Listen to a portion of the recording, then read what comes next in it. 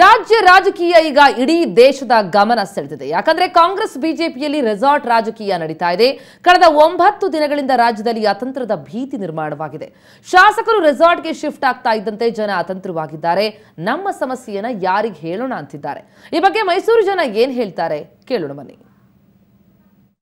Vote ಬೇಗ ಎಲ್ಲ ನೋಡೋದಾದ್ರೆ ಈ ಪ್ರಜಾಪ್ರಭುತ್ವನೇ ಬೇಕಾಗಿಲ್ಲ ಅನ್ಸ ಕಾಣ್ತದೆ. ಯಾಕೆ ಅಂತ ಹೇಳಿದ್ರೆ ಇಂದಿನ ಕಾಲದಲ್ಲಿ ಒಂದು ರೂಲ್ ಆಫ್ ಲಾ ಇತ್ತು, ಕೇಳೋರು. ಈಗ ಇಲ್ವೇ ಇಲ್ಲ. ಈಗ ಏನು ಹೇಳೋದು ಕೇಳೋರು ಯಾರೂ ಇಲ್ಲ. ಇವನು ಅವನ ಕಾಲಲ್ಲಿದ್ದಾನೆ, ಅವನಿಗೆ ಕೇಳಿದ್ದಾನೆ. ಏನಂತ ಹೇಳಿದ್ರೆ ಇವತ್ತು ಹೆಚ್ಚು ಕಡಿಮೆ 6 ತಿಂಗಳಿಂದ ಈ ಸರ್ಕಾರ ಹೋಗುತ್ತೆ ಅಂತ ಇವ್ರು ಹೇಳ್ತಿದ್ದಾರೆ. ಅವರು ಸರ್ಕಾರ ಉಳಿತದೆ ಅಂತ ಹೇಳ್ತಿದ್ದಾರೆ.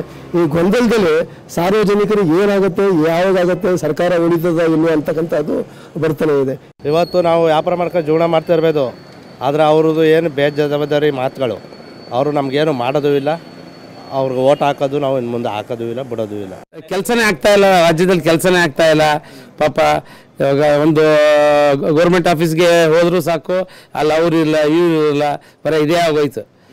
6 ತಿಂಗಳಿಂದನೂ ಬರೀ ಇದೇ ಆಗೋಗಿದೆ. ಸರ್ ಭಾಳ ಬೇಜಾರಾಗ್ತಾ ಇದೆ ಸರ್. ಇದು ಸುಮ್ಮನೆ ಮೈತ್ರಿ ಸರ್ಕಾರ ಅಂತ ಮಾಡ್ಕೊಬಿಟ್ಟು ಇವರೆಲ್ಲ ಈಗ ಸುಮ್ಮನೆ ಏನು ಕೆಲಸನೂ ಮಾಡ್ತಾ ಇಲ್ಲ, ಏನಿಲ್ಲ. ರೈತರುಗಳಿಗೂ ತೊಂದರೆ ಆಗ್ತಾಯಿದೆ, ಇವರು ಜನಗಳಿಗೂ ಭಾಳ ತೊಂದರೆ ಆಗ್ತಾಯಿದೆ. ಎಲ್ಲ ಏನು ಬರೀ ರೆಸಾರ್ಟು, ತಿರ್ಗಾ ಸರ್ಕಾರ ಬೀಳೋದು, 6 ತಿಂಗಳಿಗೂ ಬಿದ್ದೋಗೊಳ್ಳೋದು, ಏನು ಇದು ಈ ಥರ ಆದರೆ ಏನು ದೇಶ ಏನು ಉದ್ಧಾರ ಆಗುತ್ತೆ? ಏನು ನಮ್ಮ ಕರ್ನಾಟಕ ಎಲ್ಲಿ ಇಂಪ್ರೂವ್ ಏನು ಆಗಲ್ಲ ಈ ಥರ ಆದರೆ.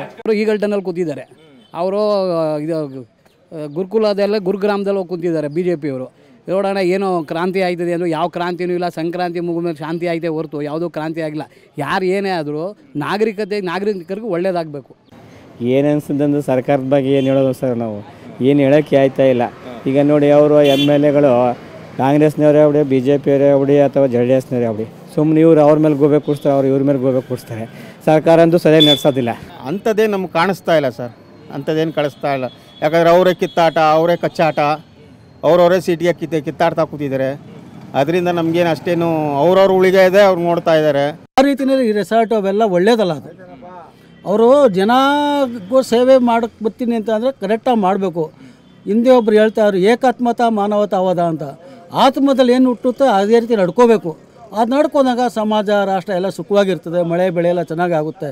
ನಾವು ಹೇಳೋದೊಂದು ಮಾಡೋದೊಂದು ಚಿಂತನೆ ಮಾಡಿದ್ರೆ ನಮ್ಮ ಆತ್ಮನೇ